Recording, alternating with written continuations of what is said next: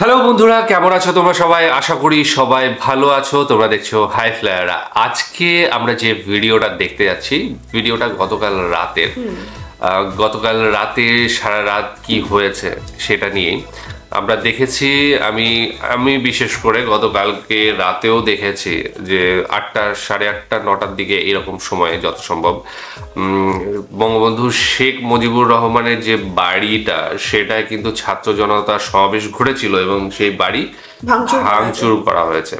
তো সেটা কেন হয়েছে, কি জন্য হয়েছে, সেটা ক্ষোভ বিক্ষোভ সবই রয়েছে, সেটা আমরা জানি। এবং 5ই আগস্টের পর থেকে যে যে জিনিসগুলো ঘটছে সেগুলো আমরা দেখেছি। গত রাতেও যেটা হয়েছে, সেখানে যে মানুষগুলো ইনভলভ ছিল, তো সেই মানুষগুলোর সম্পর্কেও আমরা পরবর্তী ভিডিওর পরে আমরা কথা বলবো। এবং আমি কথা শুনছিলাম যে সেখানে বুলডোজার নিয়ে আসা হবে, ঠিক আছে? তো বুলডোজার যখনও পর্যন্ত আমি দেখেছি রাতে, তখনও পর্যন্ত আনা হয়নি, কিন্তু পরবর্তী সকালবেলায় কি হয়েছে না হয়েছে এখনো পর্যন্ত জানি না। ভিডিও দেখলে তারপরে হয়তো বুঝতে পারবো। তো যাই হোক, আজকে যে ভিডিওটা দেখছি সেটার শিরোনাম হচ্ছে 32 নম্বর সড়কে রাতে যা যা ঘটে। হ্যাঁ, 32 নম্বর ধানমন্ডিতে বাড়িতে সেটা রাতে যে যে ঘটনাগুলো ঘটেছিল সেই ঘটনা নিয়েই আছে ভিডিওটা।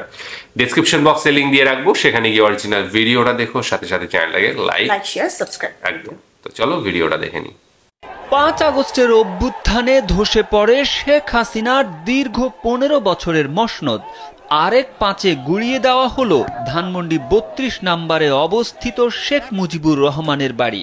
ছাত্র জনতা বাড়িটিকে আখ্যায়িত করে ফ্যাসিবাদের টুলস হিসেবে। তারা বলছে বাড়িটি ফ্যাসিবাদের টুলস। তারা নিছক একটি ভবন ভাঙতে আসে নাই, এসেছে ফ্যাসিবাদের টুলস ভাঙতে। 5 আগস্ট শেখ হাসিনা ভারতে পালিয়ে যাওয়ার পর থেকেই নেতাকর্মীদের উদ্দেশ্যে তার বিভিন্ন বক্তব্য ভাইরাল হতে থাকে। ভারতে বসে তার দেওয়া বক্তব্য ভালোভাবে নিচ্ছিল না দেশের মানুষ, জানিয়ে বেশ সমালোচনা হয়। স্যান্ডেলিনা সো রূপচর্চায় আভিজাত্য। কিন্তু তার পালিয়ে যাওয়ার ঠিক 6 মাস পূর্তিতে, অর্থাৎ 5 ফেব্রুয়ারি নিষিদ্ধ ঘোষিত ছাত্রলীগের উদ্দেশ্যে ভাষণ দেওয়ার ঘোষণা সহ্য করতে পারেনি 24-এর বিপ্লবী ছাত্র জনতা। বুধবার রাত 9টায় রাজধানীর ধানমন্ডি 32 অভিমুখে বুলডোজার মিছিলের ডাক দেওয়া হয়। তবে রাত 8টার আগেই বিভিন্ন এলাকার মানুষ গিয়ে ধানমন্ডি 32 নম্বরে হাজির হয়। তারপর প্রথমে বাড়িটির ফটক ভেঙে ফেলা হয়। এরপর বাড়ির ভেতরে ঢুকে লাঠি সোঁটা, রড ও শাবল যে যা পেয়েছে তাই দিয়ে ভাঙচুর শুরু করে। রাত 8টা 40 মিনিটে ভবনের 3য় তলায় একটি জায়গায় আগুন জ্বলতে দেখা যায়। রাত 9টার দিকে লাঠি সোঁটা ও শাবল দিয়ে বাড়ির সীমানা প্রাচীর ভাঙা শুরু হয়। এ সময় 32 নম্বর এলাকায় বিপুল সংখ্যক বিক্ষোভকারী স্বৈরাচার, ফ্যাসিবাদ ও আওয়ামী লীগ বিরোধী স্লোগান দিতে থাকে। কিছুক্ষণ পর সেনাবাহিনীর একটি দল 32 নম্বর বাড়িটির সামনে যায়। এ সময় বিক্ষোভকারীরা স্লোগান দেওয়া শুরু করেন।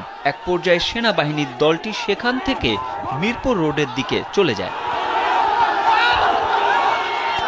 রাত 10টার দিকে হাজার হাজার বিক্ষোভকারী বাড়ির বিভিন্ন অংশ ভাঙার চেষ্টা করছিলেন আর বাড়িটি বুলডোজার দিয়ে গুড়িয়ে দেওয়ার দাবি জানিয়ে সামনের সড়কে বিক্ষোভ করছিলেন।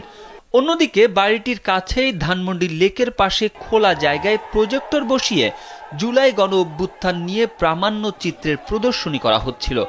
উত্তেজিত জনতার উপস্থিতি ও ভাঙচুরের কারণে 32 নম্বরের আশেপাশের বিপণী বিতানগুলো বন্ধ হয়ে যায় দ্রুত। এক পর্যায়ে ওই সড়কে যান চলাচলও বন্ধ হয়ে যায়। কর্মসূচিতে যোগ দেওয়া কয়েকজনকে বলতে শোনা যায়, এই বাড়ি স্বৈরাচারের তীর্থভূমি হিসেবে চিহ্নিত। বুলডোজার দিয়ে স্বৈরাচারের এই চিহ্ন মুছে দেওয়া হবে। যে স্বৈরাচারের বাড়ি, এর বাড়িটা আজকে ভাঙা হচ্ছে। পরে রাত 11:15টার দিকে বিক্ষুব্ধ ছাত্র জনতা শেখ হাসিনার বাসভবন সুধা সদনে আগুন দেয়। রাত 11:15টার দিকে ঘটনাস্থলে ক্রেন নিয়ে আসেন বিক্ষুব্ধ ছাত্র জনতা। পরে আনা হয় একটি এক্সাভেটর। রাত 12:30টা নাগাদ বাড়িটির একটি বাস ভাঙা শেষ। রাত 1টা পর্যন্ত চলছিল ভাঙা। রাত থেকে চলা কর্মসূচি কিছু সময়ের জন্য বিরতি দিয়ে আবারও চলছে। শত শত মানুষ সেখানে উপস্থিত রয়েছেন। তারেক আহমেদ, কালবেলা।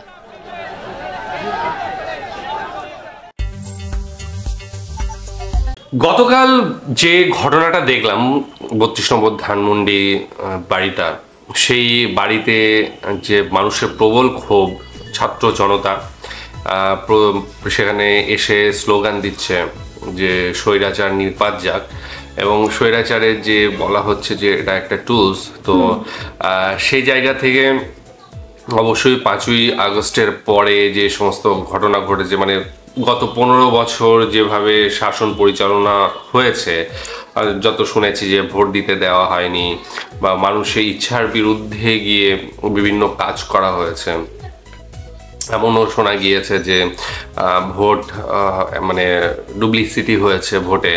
তো তারপরে এইভাবে 15 বছর একজন ক্ষমতায় থেকেছে এবং তার বিরুদ্ধে খুব স্বাভাবিক, এবং সেটাই হয়েছে। আমরা যত স্বৈরাচারী মানে শাসক দেখেছি সবারই এক সময় পতন হয়েছে, এবং সেই ক্ষেত্রে বাংলাদেশেও আমরা সেটা দেখলাম।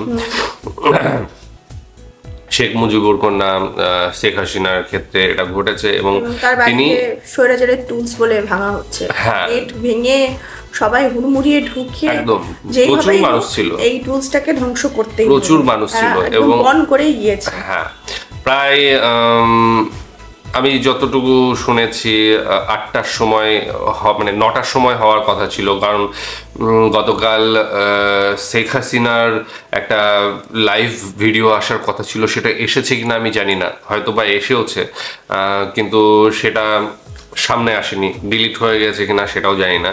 তো তোমরা একটু কনফার্ম করবে যে গতকাল তিনি যে ভাষণ দেওয়ার কথা ছিল সেই ভাষণ দেওয়া হয়েছে কিনা।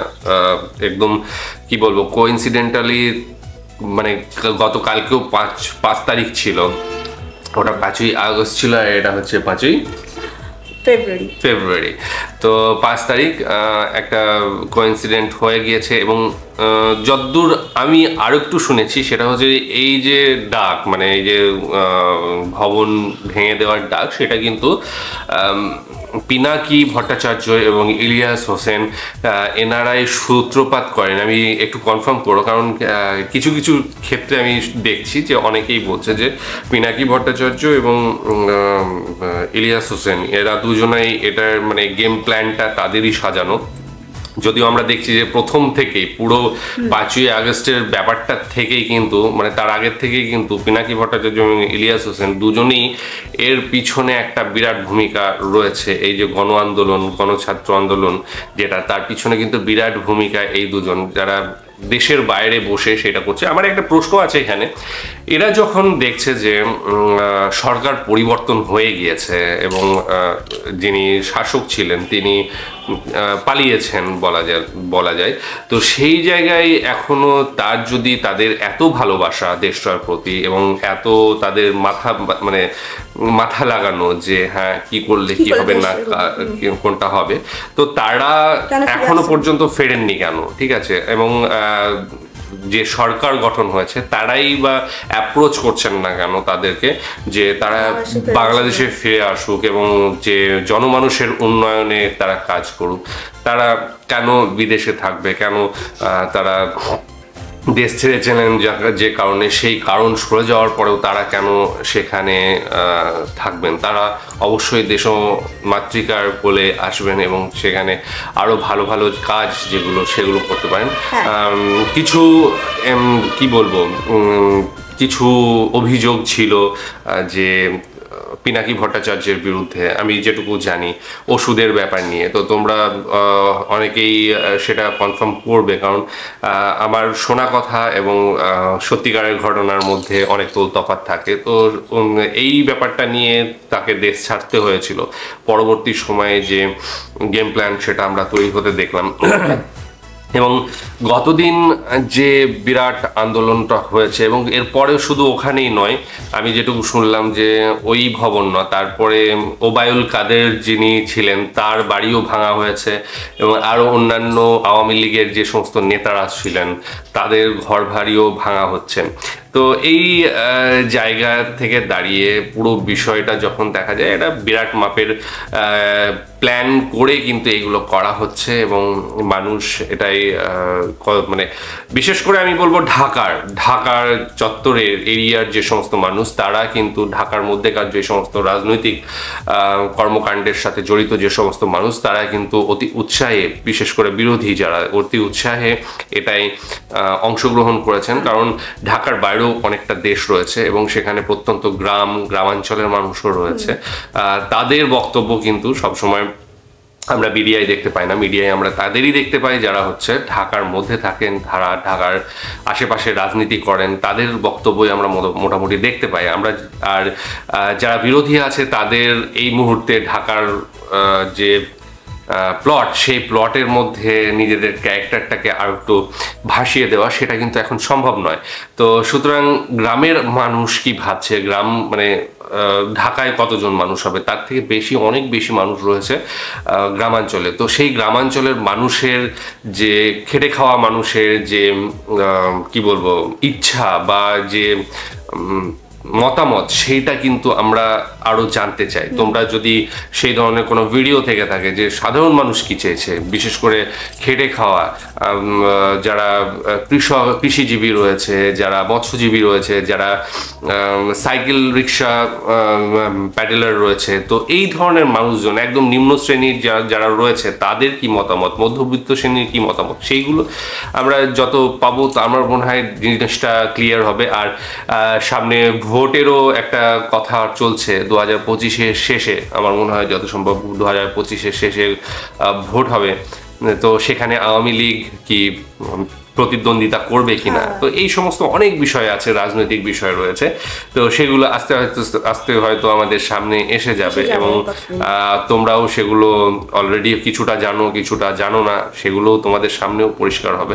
তো সব নিয়েই আমি দেখেছি গতকালকের ঘটনা নিয়ে পক্ষে বিপক্ষে বাংলাদেশের প্রচুর মানুষ রয়েছে, প্রচুর মানুষ, মানে দুই ভাগে ভাগ হয়ে যাওয়া মতো।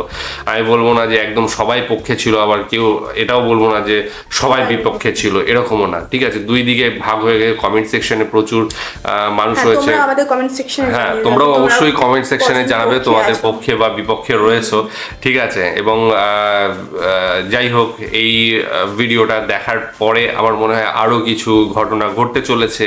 গতকালকে যা ঘটলো, আরো এরকম কিছু হ্যাঁ হতে পারে, কি হচ্ছে আরো এই ধরনের, মানে এর পরিপ্রেক্ষিতে পরবর্তী কি ঘটনা ঘটে সেগুলোর জন্য একদম প্রস্তুত হয়ে রয়েছে। যদি সেই ধরনের ঘটনা ঘটে বাংলাদেশে, যে পরিমাণ, মানে একটা সত্যি কথা বলতে কি এখনো পরিস্থিতি আমার মনে হয় না খুব একটা স্থিতিশীল হয়েছে। এরপরেও যদি কিছু ঘটে, সেটা আমাদের অবাক হওয়ার কিছু নেই, বিশেষ করে তোমাদের কাছেও কিছু নয়। তো হোপ ফর দ্য বেস্ট, আশা করছি সামনের দিন ভালো হবে এবং সবাই মানুষ একসাথে থাকবে, পক্ষ বিপক্ষ যারাই হোক সবাই এটা মেনে নিয়ে দেশকে এগিয়ে নিয়ে যাবে এবং ভালো থাকবে। যাই হোক, তোমাদের কমেন্টস অবশ্যই কাম্য, তোমরা অবশ্যই কমেন্টস করো। ডেসক্রিপশন বক্সে লিঙ্ক দিয়ে রাখবো, সেখানে গিয়ে অরিজিনাল ভিডিওটা দেখো, সাথে সাথে চ্যানেলটাকে লাইক শেয়ার সাবস্ক্রাইব করে দিও। আজকের মতো এখানেই শেষ করছি, আগামী দিন আবার আসছি অন্য কোনো ভিডিও নিয়ে, ততক্ষণের জন্য স্টে টিউনড।